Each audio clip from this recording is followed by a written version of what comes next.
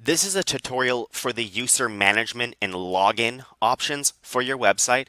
So if you ever want to access the user management settings, you can go to options and then login and users is where you'll find that. And clicking this button will enable or disable login and registration for the site, which allows users to log in the first place.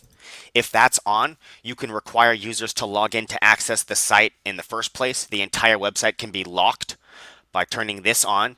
You'll see once we save this, only people that can log in and register will be able to access this site now. And when you turn that off, the site will go back to normal.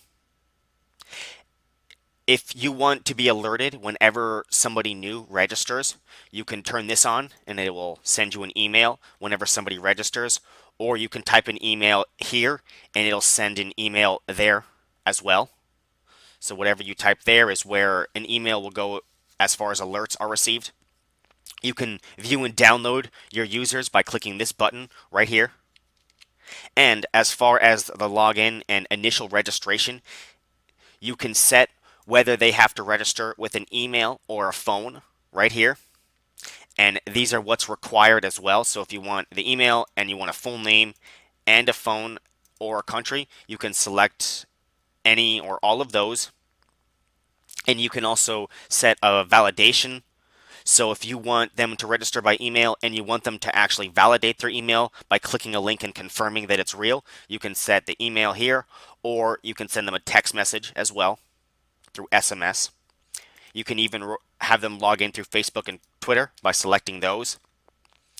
Uploading an image here is going to be the logo for the login page. So whatever you put here is going to be as a small logo, and whatever text you put here is going to show as the main text.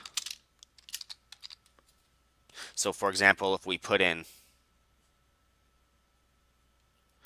do this ring, and then we require registration. See, there's the ring, there's the login text from the image and text we just uploaded, and you can log in through Facebook and Twitter. And if I wanted to register, there's all the required fields. So it's pretty simple.